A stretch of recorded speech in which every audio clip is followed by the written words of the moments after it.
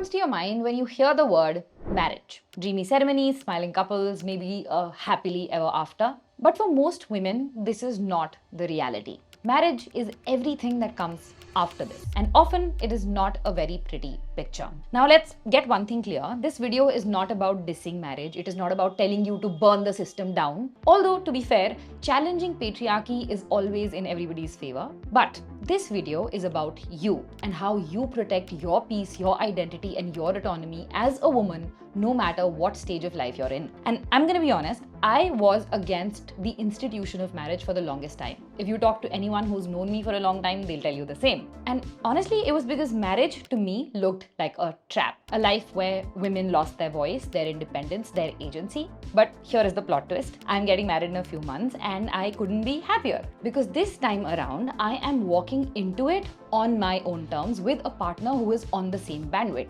And the reason this was possible is because I have spent years unlearning the lies that we were taught about what it means to be married. And today, I want to show you the 5 biggest lies we were taught and how shedding them can change every single aspect of your life. Let's start by talking about the #1 virtue that Indian girls are rewarded for. Obedience. Don't talk back. Do as you're told. Good daughters listen. Think of Jaya Bachchan's character in Kabhi Khushi Kabhi Gum. She's devoted, gentle, deeply loving, but notice how despite her strength, she almost never questions her husband's authority. Even when she disagrees with him, with his decisions, she defers to him silently, accepting that he knows best. It is presented as a virtue, as being a good wife, but it's also a quiet example of how women are conditioned to surrender their voice in the name of respect. Now, this isn't just about manners. Respect is not just about manners. It is about power. There is a metric in cultural studies which is called the power distance index, which is the extent to which people in a particular society accept the unequal distribution of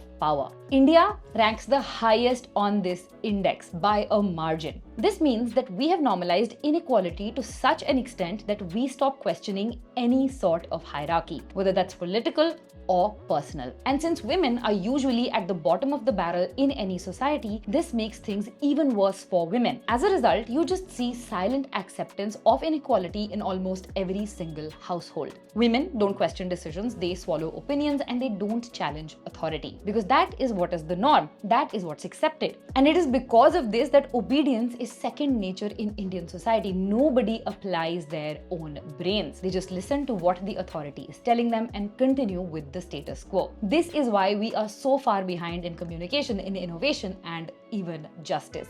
If you keep saying yes to everything anyone in a position of power asks of you, you keep sustaining that power imbalance. The truth is, obedience without rational thought, without critical thinking is not respect, it is surrender. So before you enter a marriage, you have to unlearn the idea that listening quietly and being obedient makes you a good partner or a good daughter-in-law or just a good girl. Just like a strong society, a strong marriage isn't built on compliance.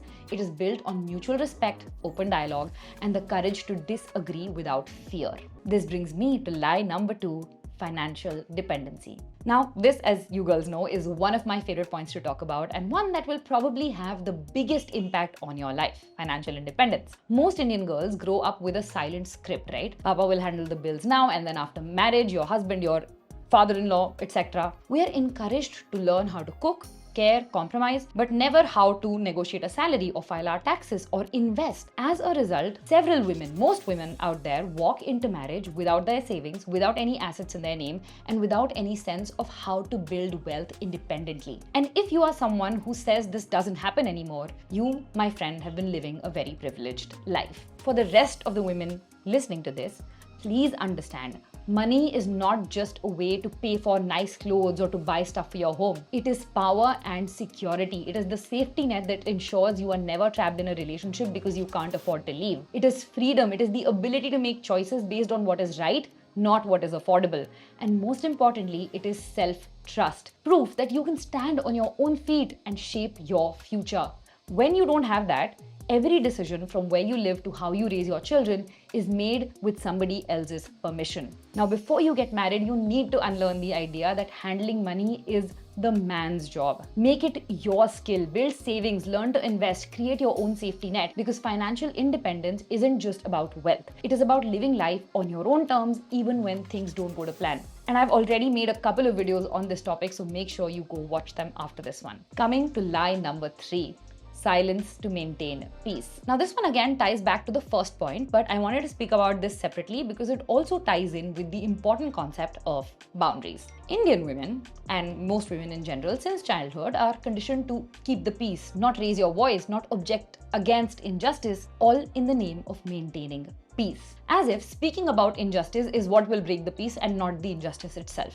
Most women don't argue, they don't challenge, they don't create drama, usually because of the fear of being labeled a chudel or difficult. You see how chudel is used as a term for difficult women? And when we enter relationships, that lesson only deepens. We are told that silence keeps the peace, that swallowing our opinion keeps the love alive, that adjusting is what mature women do. So we bite our tongue when something hurts, we smooth things over when we should be speaking up, and slowly, without even realizing, we disappear from our own lives. I think the film Thappad captures this quite accurately. We see Amrita deciding to ask for divorce after her husband slaps her publicly. But when she reflects on her life, she finds out that all of the other instances of disrespect up until that point were completely shut down or ignored. In fact, throughout the entire film, all other characters are just trying to get her to shut up so that the family peace can be restored. But the reality is, silence doesn't keep peace.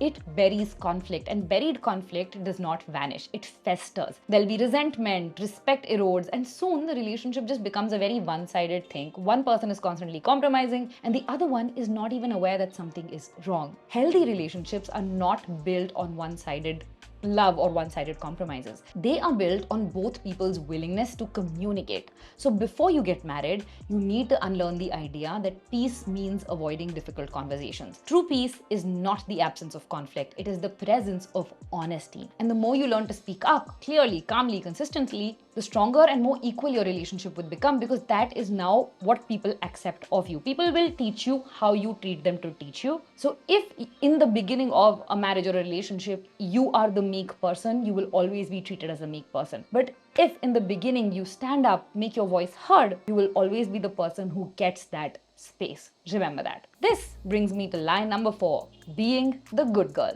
And I hate the term good girl with a passion. We all know the good girl checklist, right? Be polite, be accommodating, don't be too loud, too ambitious, too opinionated, always say yes, always put others first. And when you enter a marriage, the list just gets longer. Be the perfect wife, the perfect daughter-in-law, the perfect homemaker. And if you do all of that without complaining, you are celebrated. This is the plot of all Indian TV shows ever. But if you dare to break that script, if you say no, if you so much as prioritize yourself for an instance, or even if you question an expectation, you're suddenly selfish, you are difficult, you are too much. A classic example of the good girl conditioning is Amrita Rao's character Poonam in Vivah. Oh my god, I hate that movie too. She is soft-spoken, obedient, endlessly accommodating, an ideal daughter and ideal daughter-in-law. Her entire identity revolves around being this pleasing, perfect, and marriageable girl. She never disagrees, never sets boundaries, never prioritizes her own desires, and because of that, she's constantly praised by everybody around her. But that is the trap. Women like Poonam are celebrated precisely because they don't disrupt expectations. They fit the mold so neatly that they stop existing as individuals. And that is what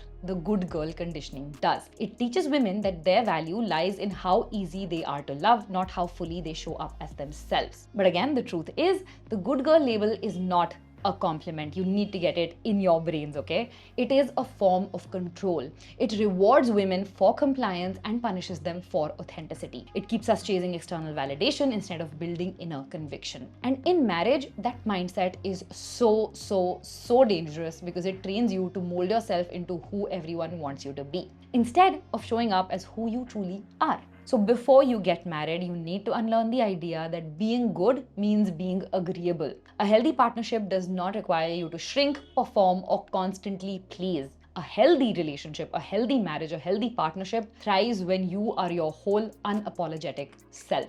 The goal is not to be a good girl. It is to be a real woman. The one who knows her worth and sets her standards and refuses letting other people cross her boundaries. Coming to lie number 5. taking on all of the emotional burden of the household. And let me hold your hand while I say this.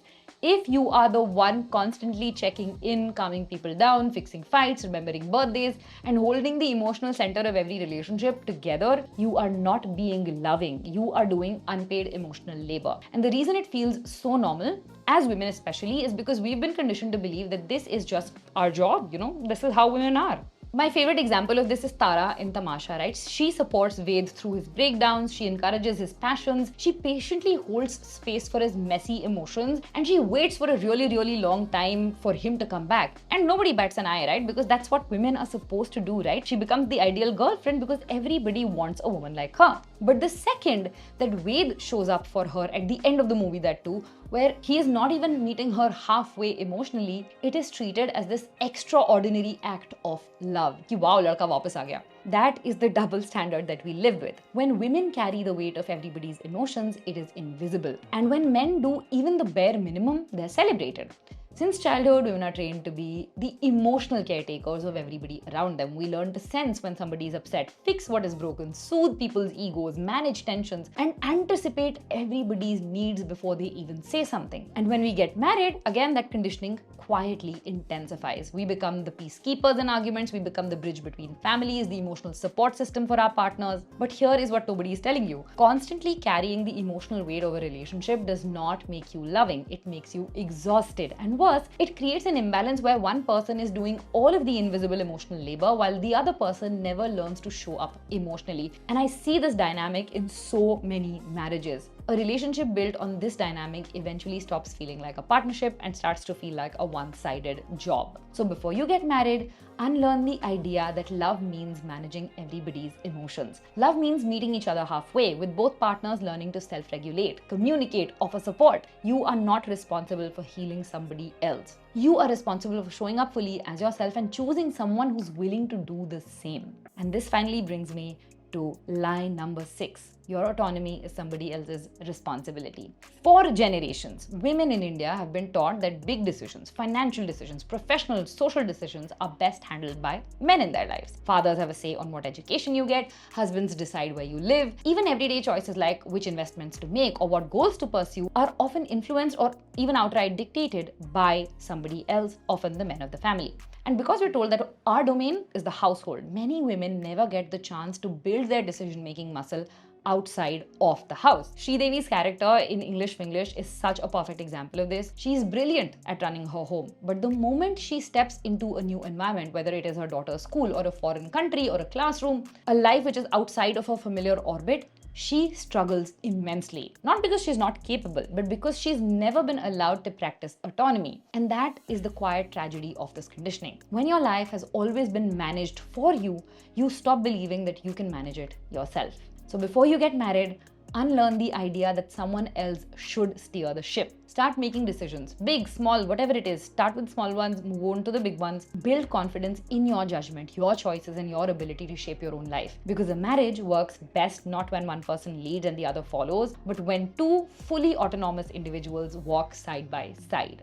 The truth is that most of us are not entering marriage as blank slates, right? We carry decades of conditioning with us. Conditioning that tells us to obey, to stay financially dependent, to swallow our words for the sake of peace, and so many other things. But if you don't actively unlearn these things, they quietly shape the kind of marriage that you end up in. Which is why when you stop blind obedience, you create space for equality. When you stop depending financially on your partner, on your father, you create security and choice. When you stop staying silent, you create honest communication. When you stop being the good girl, you create authenticity. When you stop carrying all the emotional burden, you create real partnership. And when you reclaim your autonomy, you finally become an equal architect of your life, not just a participant in somebody else's plan. Marriage is not meant to be a place where you lose yourself. It is meant to be the place where two complete individuals choose to grow together. And that growth does not begin on your wedding day. It begins long before. So start unlearning all of this that I've told you today, and make sure you check out this video next because YouTube says you're going to love it. And I'm going to see you very, very soon in another one.